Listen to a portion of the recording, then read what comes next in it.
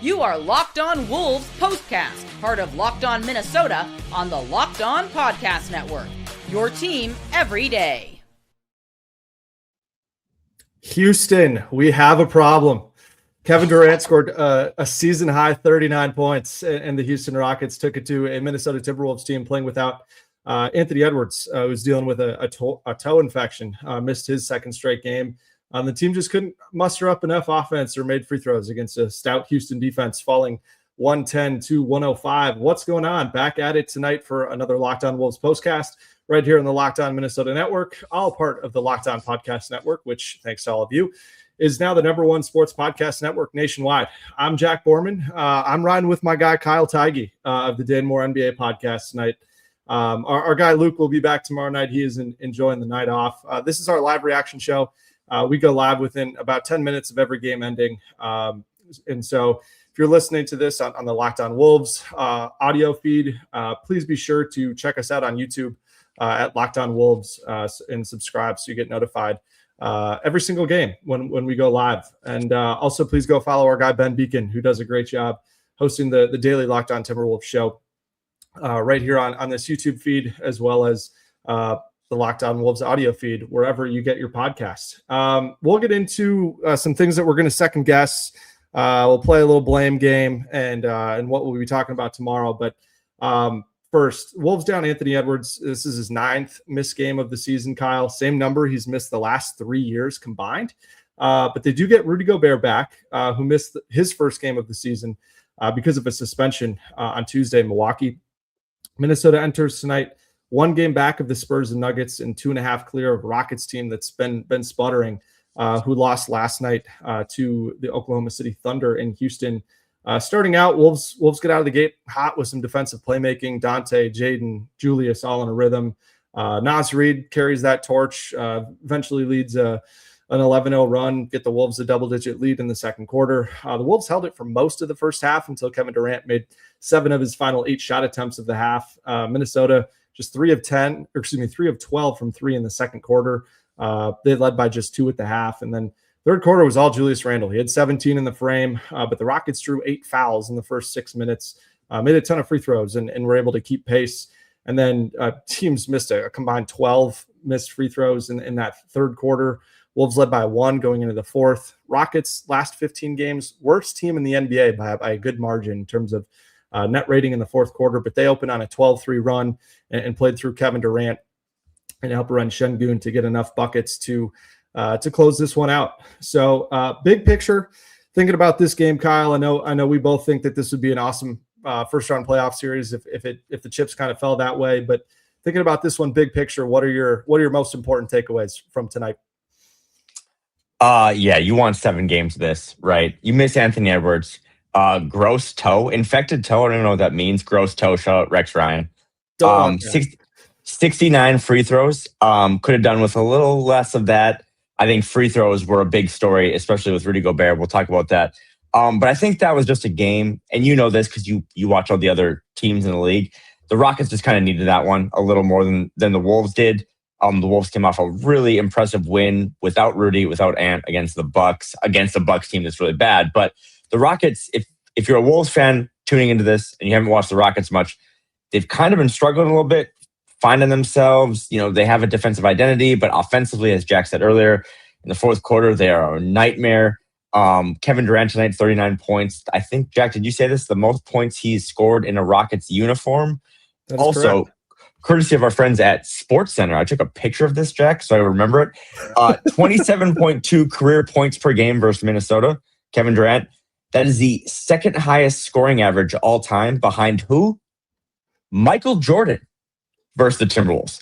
Pretty good company.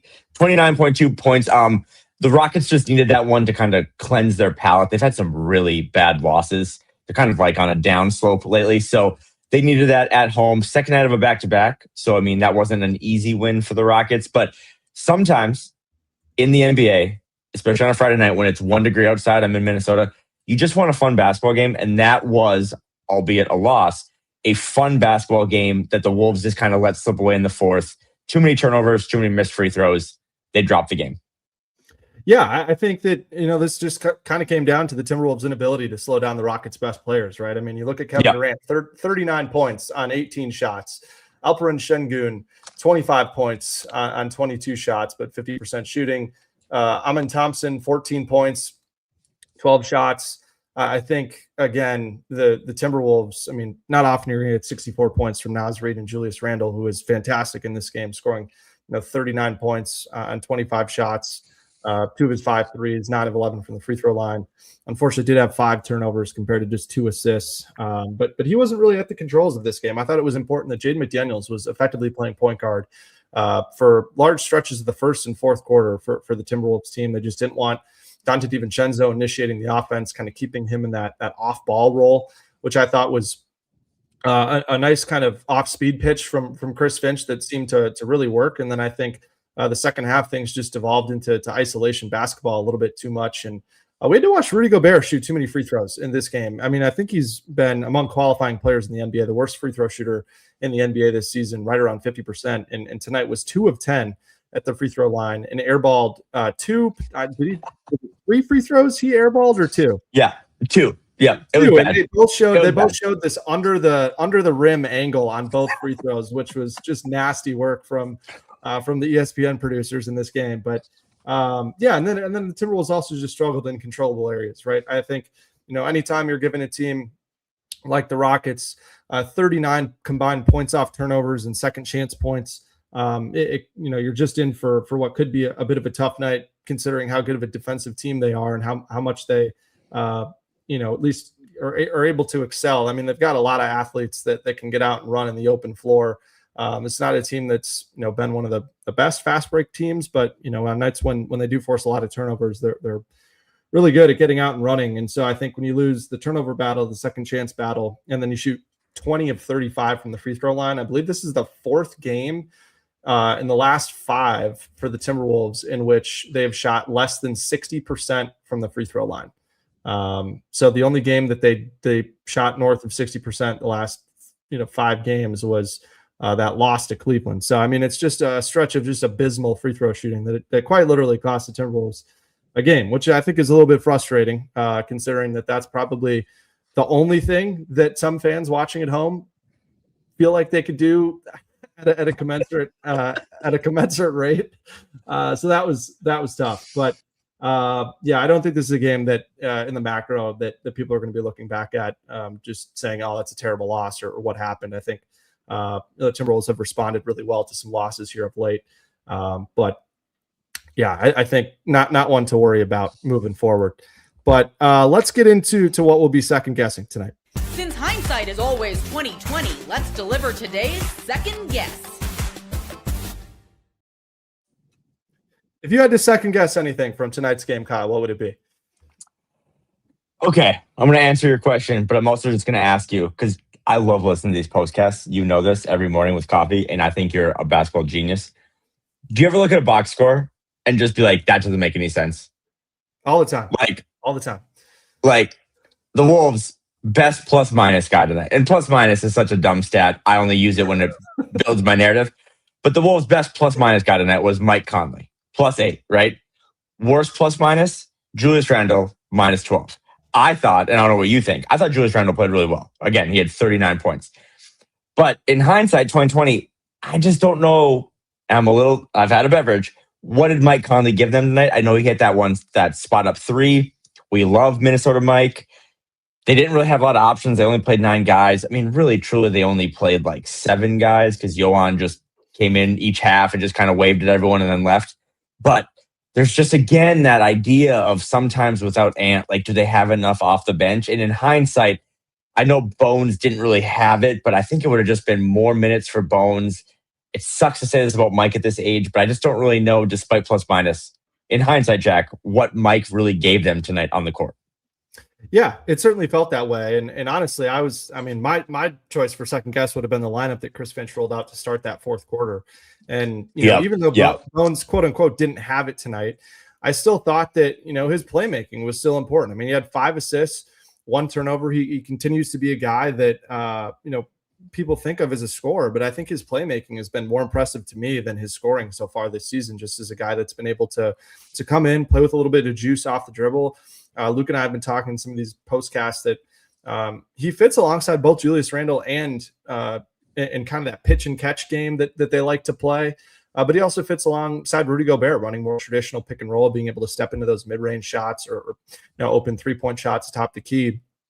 But again, I think his assist to turnover ratio, his ability to take care of the ball while getting other guys involved has been important. And I think at this stage does a better job of that than Mike Conley. And again, it's just, Mike, I thought his team defense tonight was pretty good. I thought he did a really good job chasing around Reed Sheppard on some of those moments. I thought that, most of, when Reed Sheppard was kind of cooking there was in mid second quarter when they were kind of targeting Yohan on some pin downs, and he got loose a little bit. But I thought that, again, Mike feels like the defensive guy and Bones feels like the offensive guy. And tonight it seemed like they needed more offense than defense. So I think, that's something that we'll certainly continue to talk about. But I think you'd also like to see Bones be a little bit more consistent from beyond the arc moving forward here. So, all righty.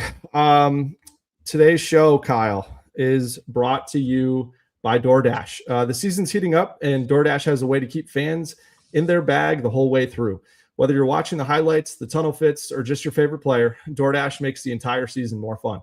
Because every player has their bag, with DoorDash, fans have one too.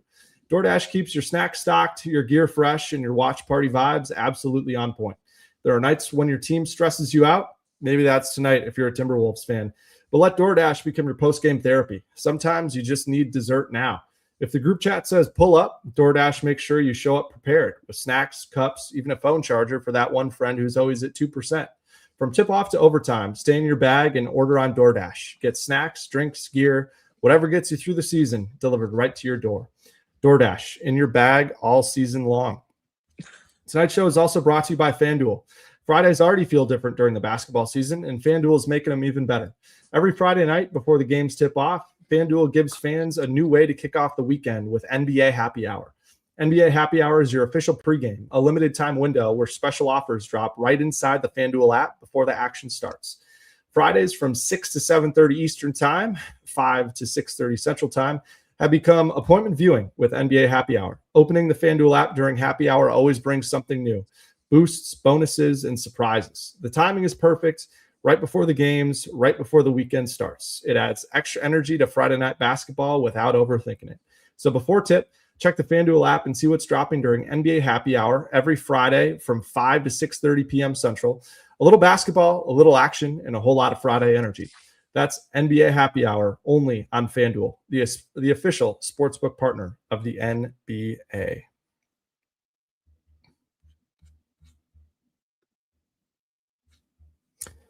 Alrighty, Kyle. Let's get into who fudged up tonight. Uh-oh, somebody messed up, and it's time to let them know with who fudged up. If you had to target one player or coach or other tangentially important person involved in this game tonight, who would you pick tonight? I'm so disgusted at how well you're producing this show. Because 4 minutes ago, I wanted to tell you that as you were talking about DoorDash, a sponsor of this podcast, I DoorDashed 2 chicken quesadillas from Taco Bell because I'm so hungry.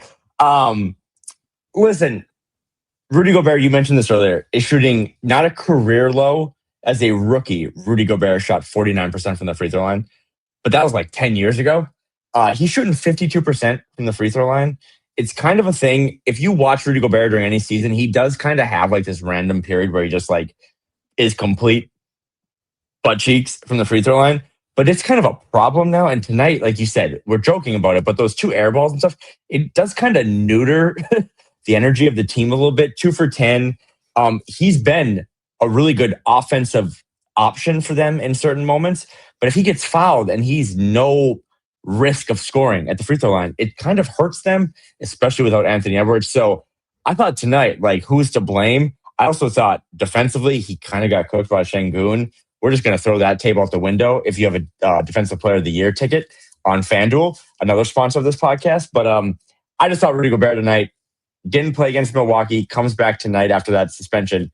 he was not good on both sides of the ball. But the free throw stuff, man, it's just kind of a Wolves thing these last couple of years is they just miss a ton of. Mike Conley missed one tonight. It's like they can't miss these free throws in a game that's that close. And that, you know how I feel about this. That just pisses me off in general. Like, a guy tonight tweeted that he was in a wheelchair. He's like, I make free throws and I'm in a wheelchair. It's like, dude, make your free throws, please. They're free. Yeah, I think an interesting thing tonight. The Rockets did not have an offensive rebound when Rudy Gobert was off the floor. All of their offensive rebounds and all of their second chance points tonight came when Rudy Gobert was on the floor, which is not something that you see very often. And whether you want to blame that on, Gobert, I mean, Gobert did have 13 rebounds, 8 of them defensive.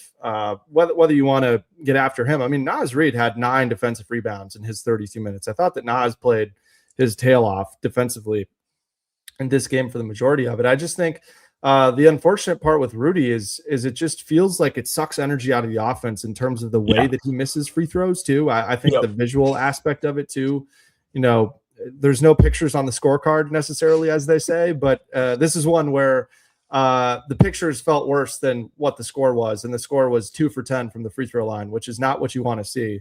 And so I think that the Wolves at this point, I mean, it's just funny. Like, I think the free throw thing might just be them trolling at this point with how efficient they've shot it from 2, how efficient they've shot it from 3. I mean, even that Bucks game when they were absolutely tearing things up they shot 22 of 42 from 3, and they shot 7 of 12 from the free throw line. I mean, it's just a problem at this point. I think with how physical this team is and how well they flex their size advantage, like they did in the fourth quarter. I thought they did a great job of attacking downhill and getting to the free throw line. That was the result of them kind of slowing the game down, taking Houston out of the rhythm offensively. They just couldn't capitalize on it. And again, I mean, it feels reductive to say that this game came down to the free throw line for the Timberwolves, but it did. I mean, you missed 15 free throws in a game that you lose by 5 and had a lead for, felt like, 75, 80% of this game. So, right. Yeah, just getting into some quicker topics here, Kyle. Feel free to shout things out. I feel like we got to give some credit. Jaden McDaniels blocked Kevin Durant twice in this game. Rudy had an awesome strip on Kevin Durant in isolation, and then Kevin Durant was just hanging on for dear life, tugging his jersey, which should have been a foul call, which resulted in Chris Finch getting a technical foul. I feel like every time Ed Malloy referees a Timberwolves game, Chris Finch gets a technical. I feel like that's one of the more understated but under the radar good NBA beefs that we haven't had in a while. But what other quick things kind of stood out to you tonight? Again, no Anthony Edwards. So when you lose a guy like that in your starting lineup, you kind of have to shift stuff around. But I will continue to say, despite them, the Wolves have been essentially the best team since Thanksgiving. Number 1 this season in 2026 in points per game. They're cooking right now, albeit in a loss tonight. But Jack, 27 points off the bench. 25 of those were Naz Reid.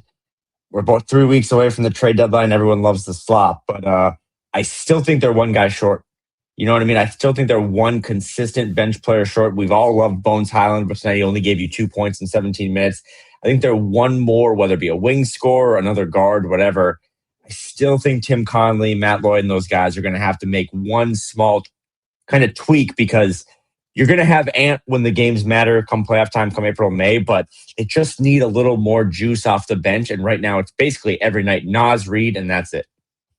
Yeah, no question about it. I think the pressure that it puts on him is tough. I think it looks great when Bones is doing his thing, getting busy off the bench. But I think that, again, and shout out to Naz. I mean, Naz has been fantastic the way that he's been carrying this load offensively. But I just think that's certainly something of focus. I'm in the camp where I think it needs to be more of a wing scorer rather than a bench or a point guard, just because I think Bones has certainly been tremendous as a playmaker, more so as the scorer is going to wax and wane, but I think his playmaking has been consistently really good. So that'll be interesting to see. Let's get into what we'll be talking about tomorrow. This is what you'll be talking about. Yeah, I think the number one thing for me, what we'll be talking about is just, Anthony Edwards' health, right? I think the expectation for me was certainly that Anthony Edwards was going to play tonight after getting 4 full days off of treatment and rest after that Bucks game. Thought it was really smart for the Timberwolves to try to rest him, give him 4 days to get right. But again, misses his 9th game of the season tonight. Right, he can miss 17 and still get that NBA, which looks like he's surely in line for a first team All NBA slot this season if he's able to stay healthy. But I just think it's that. I think it's the free throw shooting, and I think it's just the fact that, again, the Timberwolves just need more than 2 guys to come to the party, and I feel like that ends up being the biggest problem in a lot of their losses is that they've really needed a third guy to be able to come in tonight and beyond Julius Randle 39 points, Naz Reid 25 points, only had 2 other guys in double figures, which is just not generally not going to be able to get it done. So Kyle, you got any final parting words, shout outs, closeouts, anything you got? Oh man. Shout out to Cove and Edina for a great filet mignon. No, I think the ant stuff you said, I think it's totally precautionary. You talk to anyone with the team, it's a toe infection, kind of been bugging him. I think they have a really good medical staff. They're trying to be really safe about it.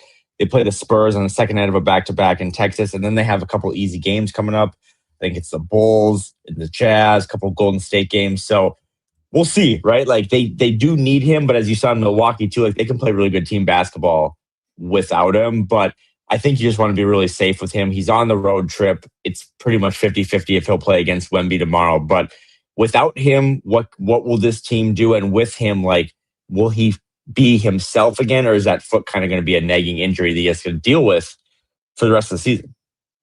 Yeah, and I can't be too mad about the clutch time stuff with with how amazing he's been in the clutch. Yeah, not having him. Great point. I think trying to shift there. I mean, too, if he's not playing against Kevin Durant, who is his idol growing up, he's got to be in some sort of a bad way. But I will say, if you just looking at the standings with the Timberwolves, being coming into tonight 1 game back of the Spurs and the Nuggets and 2.5 games clear of the Rockets, I would think that it's probably more important that he plays that game against the Spurs than the Rockets if you're targeting one of those 2 games to be able for him to play, just because then you get him an extra day off. But do you think it is notable that he is with the team on this road trip? So thanks so much to everybody for joining us tonight. Kyle, you're the man. Appreciate you hopping on from an undisclosed location here in Minnesota. That's right. We're excited to see you tomorrow night.